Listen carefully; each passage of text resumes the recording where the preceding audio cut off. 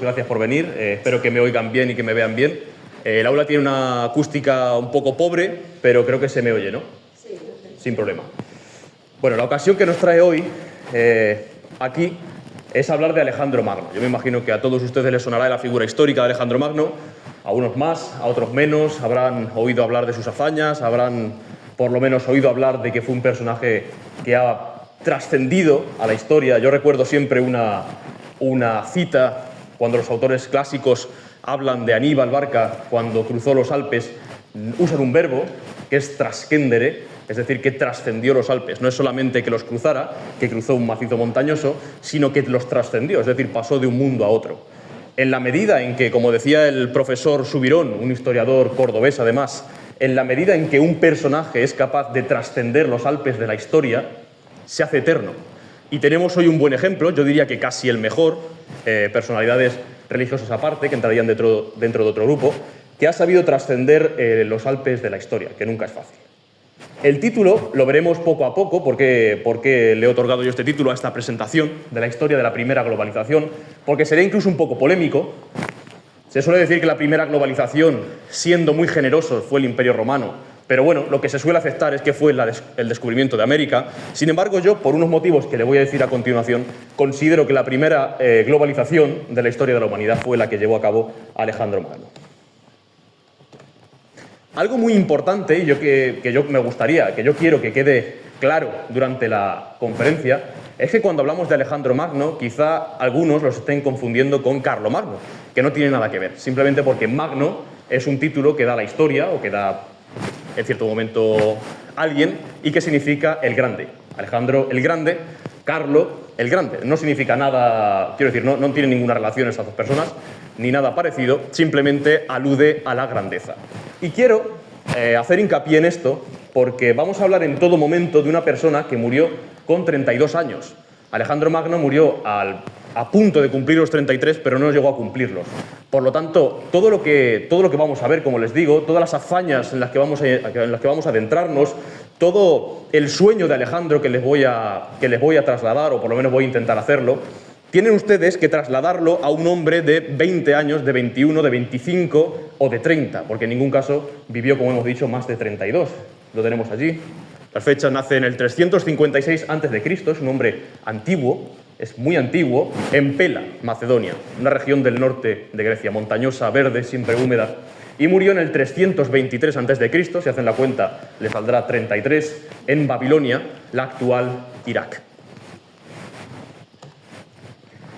Yo creo que hay un momento clave en la vida de todos los hombres, y es un momento que no se elige, y cuyas circunstancias no se eligen ni se escogen, y es precisamente el del nacimiento.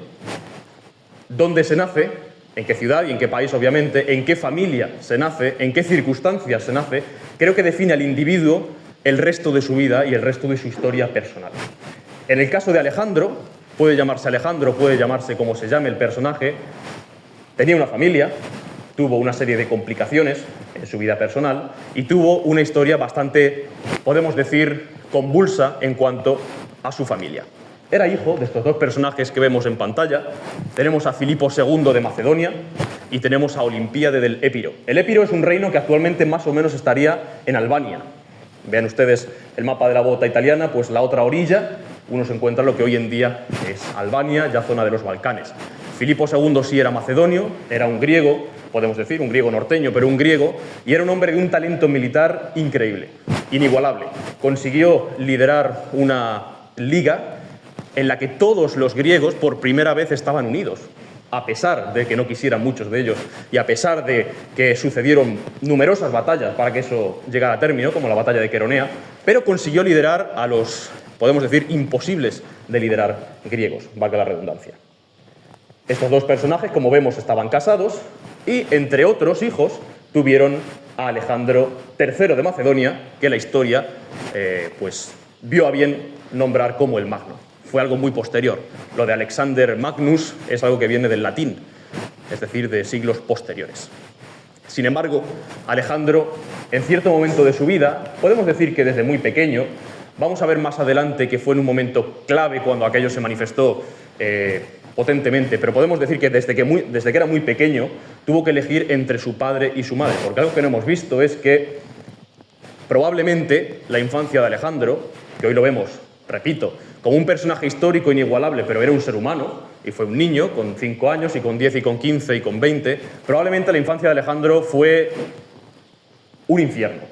Se crió en una casa en la que sus dos progenitores, sus dos padres, se odiaban a muerte. Su padre lo consideraba un afeminado inútil, y su madre lo consideraba hijo de un dios, lo consideraba poco menos que un dios. Se crió en ese ambiente en el que además entre el padre y la madre no es que no se entendieran, sino que directamente no convivían y no se soportaban. Y las peleas debieron ser tremendas en el Palacio Cerrado de Macedonia, probablemente en el que Olimpíade, la madre de Alejandro, se asfixiaba cada día más. Y como decíamos, desde muy pequeño Alejandro tuvo que escoger entre uno y otro, y efectivamente escogió a su madre desde muy pequeño. Aquí vemos un grupo escultórico muy bonito, son dos diferentes. El que está en bronce está en Skopje, en la capital de Macedonia del Norte, y el del centro, que también me parece francamente hermoso, representa a Alejandro Magno, de joven, empezando sus conquistas, con su madre cogiéndolo del hombro, aconsejándolo, y este está en Viena. Sin embargo, también he de decir que esa presión, y podemos decir que esa esquizofrenia, entre comillas, entiéndanme, que se vivía en su casa, es decir, que uno lo considerara un dios y que otro lo considerara un ser inútil, hasta que se demostró lo contrario, pero bueno, un ser inútil que se dedicaba a tocar el arpa y a cantar con una voz aflautada, hizo que efectivamente, como hemos dicho, Alejandro viviera una especie de infierno cuando era pequeño, e incluso que por parte de su madre, debido a la alta demanda que le pedía inconscientemente al considerarlo el hijo de un dios, pues se viera muchas veces en una situación francamente penosa como niño, repetimos, aunque fuera un príncipe, pero era un niño al fin y al cabo. Aparte, hemos dicho que los padres y la familia en la que uno nace y crece y se desarrolla es clave, pero aparte, yo diría también que para la gente por lo menos que estudia o que ha estudiado algo, la segunda parte importante es el colegio, entre comillas, es decir, donde uno se forma. Es verdad que el colegio no enseña lo que no se ha enseñado en la casa, pero es un gran apoyo, o puede ser un gran apoyo. La educación en general, no solamente el colegio. Alejandro Magno tuvo como profesor nada más y nada menos que Aristóteles, el filósofo, porque todos conocemos, el filósofo griego. Fue su instructor más que su profesor, porque como decíamos, Alejandro permaneció al lado de su madre mucho tiempo. Normalmente los griegos, los antiguos en general, cuando eran pequeños vivían, cuando la familia era pudiente, claro, cuando eran reyes, cuando eran nobles, vivían con su madre hasta la edad de unos 7 años más o menos. Y después se les separaba y se le empezaba a entrenar militarmente o a entrenar, en el caso de que fuera un príncipe, pues para gobernar, para ser un rey. Sin embargo, Alejandro permaneció hasta los 13 años con su madre. Es decir, permaneció mucho tiempo. Sin embargo, ya en un momento dado, su padre decidió que ya estaba bien de estar con su madre tocando el arpa y cantando, y que era el momento en el que debía formarse como futuro rey de Macedonia.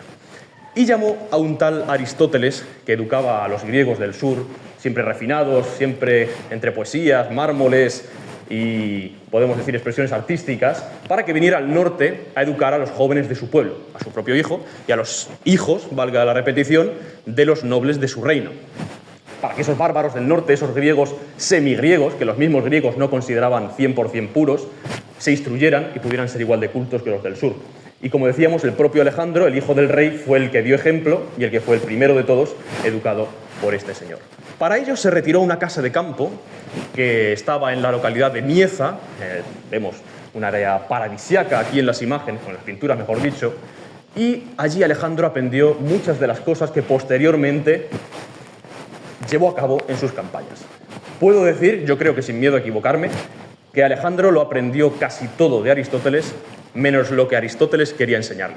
Es decir, la visión política y la visión de qué hay que hacer con los pueblos una vez conquistados, la visión de si los griegos somos superiores o no, en eso no hizo mucho caso Aristóteles. Sin embargo, en las lecciones de biología, de botánica, de zoología, Alejandro se dice que cuando estaba en Persia tomaba muestras de plantas, hojas de algunas plantas, tomaba muestras de pieles de animales, las mandaba conservar y las mandaba de vuelta hacia Grecia, para entregárselas a su maestro Aristóteles, para que las estudiara. Siempre estas historias están a caballo entre la leyenda y la realidad, pero bueno, sabiendo cómo era Alejandro, no me extrañaría que hiciera esta serie de cosas.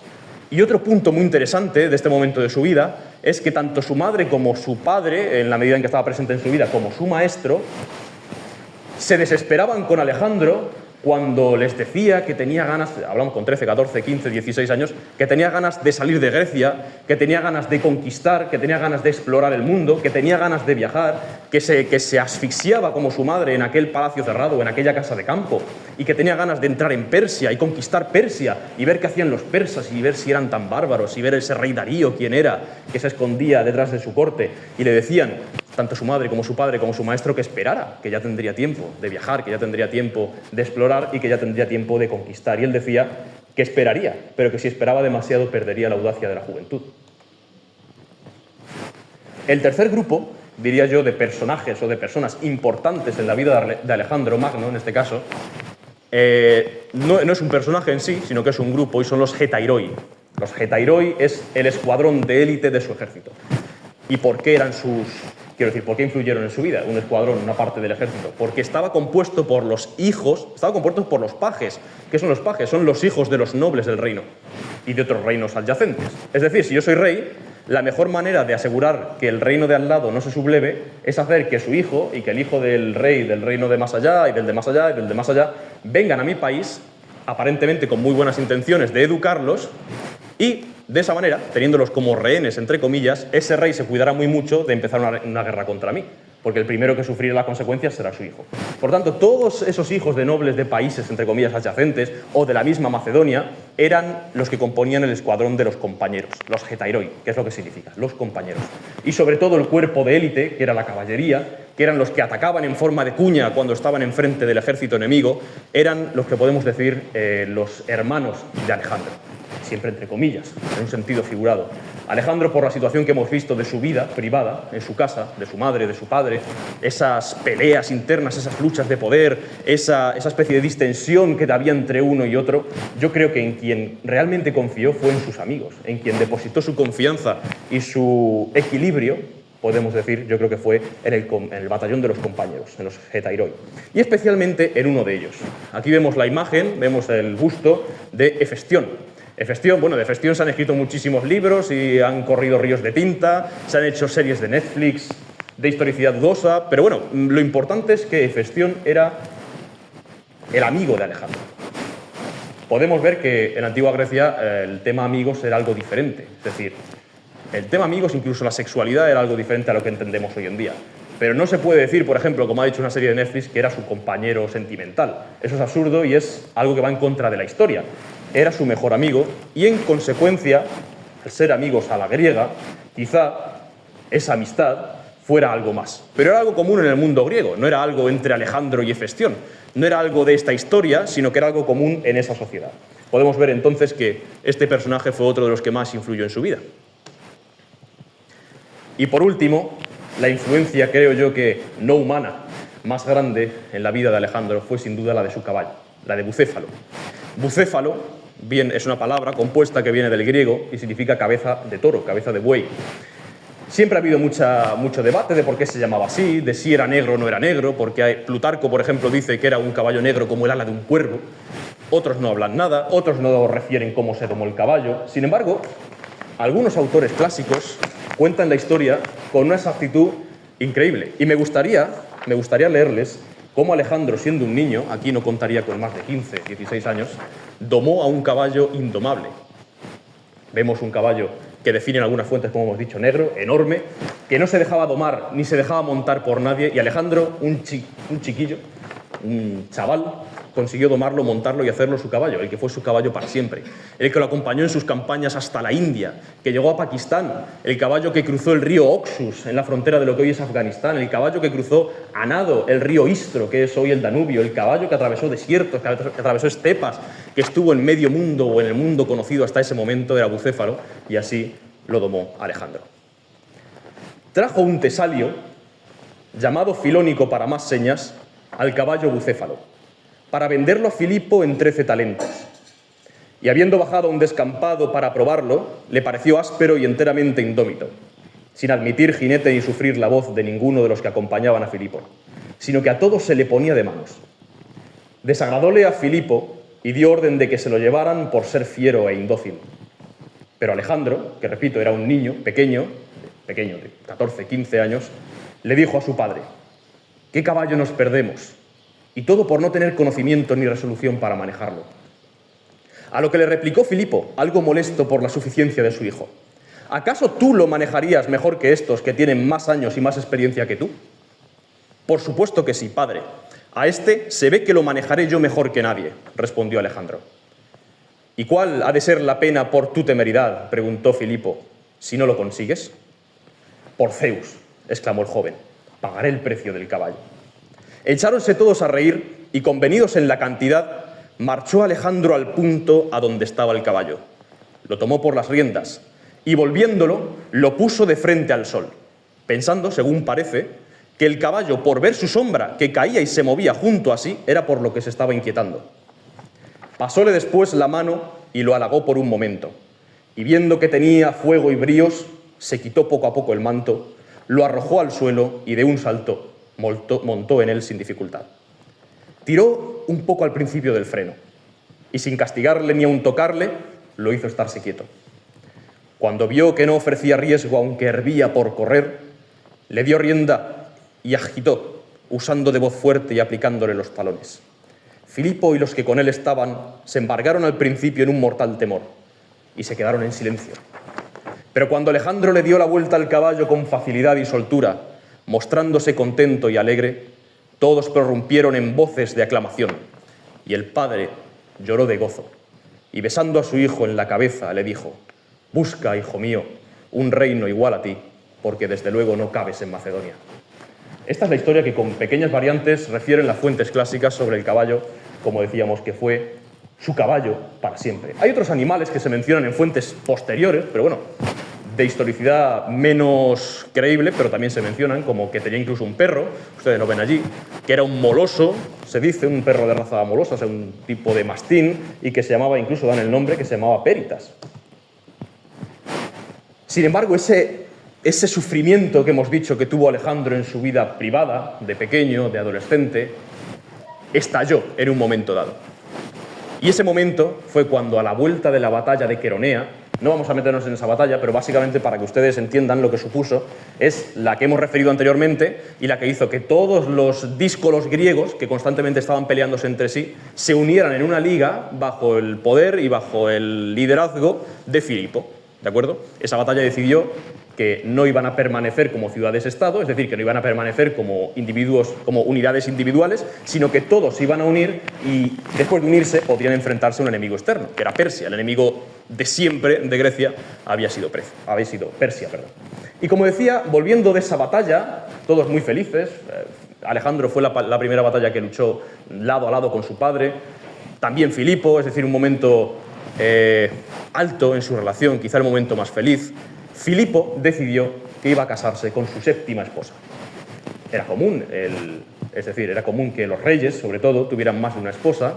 Estaba casado con la madre de Alejandro todavía, con Olímpiade, y decidió casarse con una noble que era muy conveniente, que era sobrina de Átalo, es decir, que era sobrina de un oficial de su ejército, y era una chiquilla de apenas 18 o 19 años que se llamaba Eurídice Cleopatra. Unas fuentes la llaman Eurídice, otras Cleopatra y otras de las dos maneras. Yo decidí unirlos para no confundir y para que no nos volvamos locos. Como he dicho, decidió casarse con Eurídice Cleopatra y en ese momento, en la boda, en la cual estaba presente Alejandro, como no podía ser de otro modo, al fin y al cabo era el príncipe heredero, y que las fuentes dicen que a veces estaba también presente la madre, otras dicen que no, pero en cualquier caso Alejandro estaba presente, ocurrió un incidente que marcó o que destruyó la relación entre padre e hijo para siempre, que ya de por sí había sido lamentable y tensa durante toda la vida, pero que terminó por destruirla. Y es que dicen que en medio del banquete, de las bodas, Átalo, ese hombre que hemos visto que era el tío de la novia y que era la figura preponderante dentro de la boda junto con el novio y con la novia, decidió pedir un brindis en favor de los nuevos esposos. Y decidió, además de pedir el brindis por la felicidad de los esposos, que se brindase para que tuvieran un hijo legítimo para reinar en Macedonia. Y Alejandro estaba delante. Entonces Alejandro en esas situaciones actuaba rápidamente y sin dudar. En ese momento Alejandro, que tenía también una copa porque no sabías qué se iba a brindar, le lanzó la copa a la cabeza a Átalo, le tiró el vino en la cara y le dijo que quién se creía que era él, si lo estaba llamando bastardo, y a su madre concubina del rey, que él era el hijo heredero y que no habría más hijos herederos más que él. Entonces, en ese momento, el rey fue a poner calma, el propio padre de Alejandro desenvainó la espada, pero estando tan borracho como estaba, porque era un banquete, además en Macedonia, que el vino corría como los ríos, ni siquiera decían los griegos que los macedonios eran bárbaros, porque no diluían el vino. Los griegos tomaban una parte de vino y 2, 3 de agua. Los macedonios tomaban el vino directamente, como nosotros, y por eso los llamaban bárbaros. Es decir, estando tan borracho como estaba en ese momento, se levantó y para poner orden tropezó con cualquier cosa que hubiera de por medio, una silla, un lecho, una mesa, y se cayó panza arriba delante de Alejandro. Y delante de sus hombres, de sus propios compañeros y delante de los hombres de Filipo, dijo Alejandro que mirasen al hombre que pretendía cruzar a Persia y conquistar a los persas y que no era capaz ni siquiera de llegar en pie a donde él estaba. En ese momento, el padre expulsó al hijo del reino, le quitó el título, podemos decir, de heredero, que después recuperó, pero lo destituyó completamente de la vida pública y de la vida de gobierno. El hijo en ese momento decidió autoexiliarse, Alejandro, salió del banquete de boda, montó su caballo, cogió a su madre y se exilió en el norte de Grecia. Como decíamos, en ese momento yo creo que la relación entre Alejandro y su padre, o la relación entre Alejandro y su familia, estalló en 1000 pedazos y para siempre. Como hemos dicho, después se solucionó, es decir, Alejandro después fue rey, pero no fue rey en unas circunstancias normales, sino que precisamente en la boda de otra de sus hijas, de las hijas de Filipo, es decir, Alejandro era uno de los múltiples hijos que tenía, era el heredero, pero tenía más hijos, con otras esposas y con la misma esposa. Y en la boda de otra de las hijas que tenía Filipo, como decimos, el jefe de su guardia personal, Pausanias, del que se dice que tenía incluso una aventura amorosa con Filipo y que que estaba movido por el apasionamiento, estaba movido por la venganza amorosa, nunca se sabe si quizá incluso había dinero persa detrás, si había dinero incluso, he oído, cartaginés, en fin, no se sabe por qué lo hizo, pero el jefe de su guardia, cuando el rey salió en aquel teatro griego a saludar a su pueblo en las bodas de su hija, el jefe de la guardia cogió un puñal y se lo clavó en el corazón. Y en ese momento Filipo de Macedonia, que a veces lo hemos pintado aquí como un ser un poco bruto, pero que tenía un intelecto militar y tenía una capacidad como estratega única y como líder y director de gentes, desde luego inigualable, murió y perdió esa figura en la historia para siempre. Sin embargo, en ese momento de confusión, el rey está muerto, le han clavado un puñal en el corazón, está agonizando, Alejandro está al lado, el heredero, todos sus compañeros rodearon al heredero, rodearon a Alejandro y lo nombraron rey en ese momento, temiendo que la conspiración siguiera más y que el próximo en morir fuera Alejandro sobre aquel mismo suelo, o que a saber qué podría pasar. A Pausanias lo persiguieron y lo mataron en el mismo lugar, en un lugar que los historiadores dicen que era de viñedos, lo mataron a lanzazos, básicamente, sin juicio previo, por lo cual también desató sospechas de si quizá lo mataron porque si lo hubieran interrogado hubiera salido a la luz cosas que la propia familia real no quería, pero bueno, son especulaciones al fin y al cabo. En ese momento, Alejandro se ve como rey de Macedonia a los 20 años. A los 20 años. Y lo que decide Alejandro es continuar la estela de su padre. Su padre, hemos dicho, que unificó a los griegos para después hacer frente o incluso atacar al imperio persa. En principio solamente quería, es una pena que no tenga aquí un mapa, pero en principio solamente quería cruzar el estrecho de los Dardanelos. Imagínense ustedes Grecia y Turquía, en medio hay dos estrechos, Bósforo, Mar de Mármara hasta después y Dardanelos. Quería cruzar de Europa a Asia, o sea, de Grecia a lo que hoy en día es Turquía, liberar las ciudades griegas oprimidas que estaban en Turquía y volver. En principio ese era el plan. Incluso dicen que quizá el plan de Filipo iba más allá y pretendía conquistar Persia, conquistar el imperio persa. En cualquier caso, Alejandro decidió seguir la estela de su padre. Y primero decidió conquistar la zona de los Balcanes. La zona de los Balcanes, que está por encima de Grecia y que está en la zona nororiental de Grecia, siempre ha dado problemas a la zona sureña y siempre habían sufrido por parte de los getas, de los tríbalos, de todas esas tribus norteñas que al fin y al cabo siempre tenían racias y tenían enfrentamientos fronterizos. Por lo tanto, en una campaña de 2 años, desde los 20 hasta los 22 años, Alejandro controló las fronteras del norte, controló las tribus que había en esa zona, cruzando el Danubio y aplacándolos. Solo así, de esa manera, con las fronteras internas casi, podemos decir, las fronteras de casa seguras, se atrevió a dar el gran salto y a cruzar a Persia. Sin embargo, en esas guerras internas de la propia Grecia, de los pueblos del norte, algunos griegos se sublevaron contra Alejandro. Viendo que Filipo ese hombre que había logrado unificarlos estaba muerto, efectivamente, dijeron, bueno, es nuestra oportunidad de volver al sistema de las ciudades-estado. Es nuestra oportunidad de deshacer esa liga que había hecho Filipo, que ya está muerto, y el que está ahora mismo reinando es un chaval de 20 años que no tiene ni idea, que lo único que sabe hacer es tocar el arpa y cantar, estar con su madre y poco más. Será un filósofo como Aristóteles y poco más. Efectivamente se equivocaban. Se sublevaron y la ciudad que particularmente más sufrió en las guerras que siguieron a esas sublevaciones fue Tebas. Tebas tenía un escuadrón que se llamaba el Escuadrón Sagrado, que decían que era invencible y que estaba compuesto integralmente por hombres homosexuales. Es decir, no luchaban por su propia vida, sino luchaban por su propia vida y por el amante que estaba al lado, que era normalmente más mayor, estaba a su lado y por lo tanto luchaban por la vida de los dos. Y por eso se decía precisamente que era invencible. Alejandro arrasó el batallón sagrado y no quedó vivo ni uno. Tebas fue destruida y solamente se salvó una casa, la casa del poeta Píndaro. Era una muestra de respeto hacia la cultura, hacia las letras y hacia la literatura. Píndaro era un hombre que escribía a los vencedores de los Juegos Olímpicos. Y tiene una cita que yo creo que es muy hermosa y muy profunda, que dice en griego, «Skias onar anthropos». El ser humano es el sueño de una sombra. Ni siquiera una sombra, ni siquiera un suspiro, es el sueño de una sombra. La casa de ese hombre fue la que salvó a Alejandro como una excepción en toda Tebas. En Tebas se erigió un león de piedra en el lugar en el que fue fulminado el batallón sagrado, que sobrevive hasta hoy. Y además, otro de los puntos interesantes que sucedieron en Tebas fue el episodio de Timoclea. Timoclea era una señora tebana que estaba en su casa cuando sucedieron estas cosas, cuando la guerra, cuando la sublevación y cuando en el momento de la posterior invasión de Alejandro.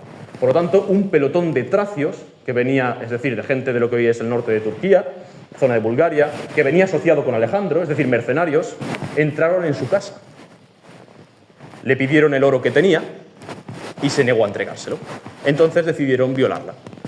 El pelotón de tracios violó a Timoclea y después le volvieron a pedir el oro y Timoclea les dijo que esta vez sí se lo entregarían, que les acompañara, porque cuando había empezado la guerra había decidido ponerlo todo junto en el fondo de un pozo, en el patio de la casa.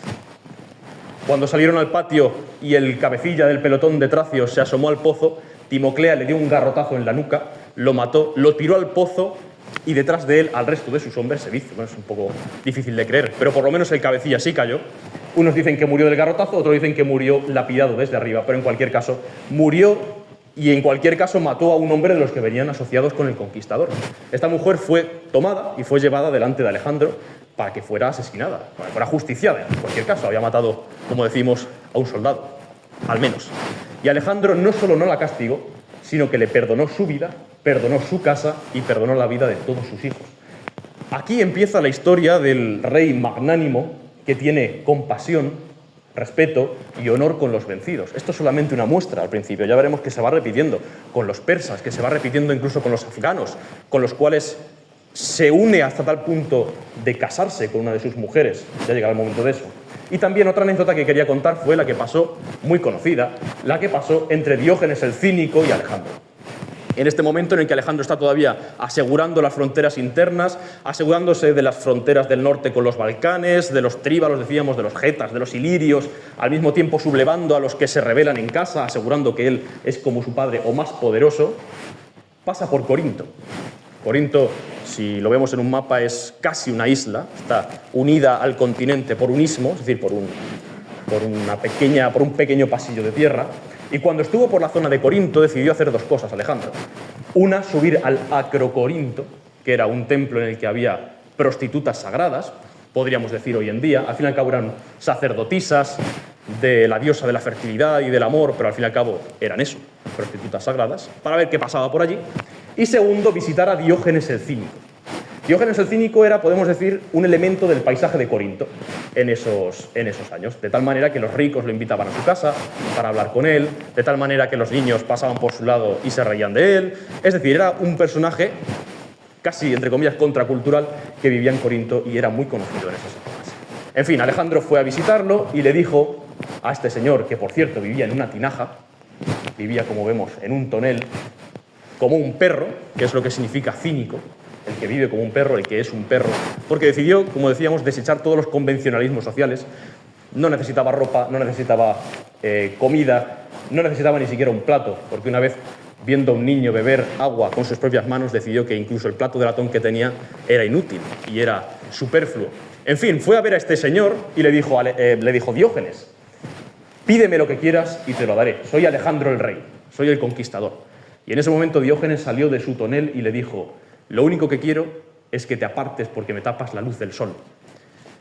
Era un modo de demostrar a Alejandro que él no solamente no deseaba nada, sino que además lo despreciaba. No a su persona en particular o en principio, sino a todo lo que le pudiera ofrecer, a todo lo que pudiera darle de mundano o relativo a las riquezas. Los hombres que estaban con Alejandro le dijeron, ¿quieres que lo castiguemos? Y dijo, no solamente no quiero que no lo castiguéis, sino que si yo no fuera Alejandro, bien me hubiera gustado ser Diógenes.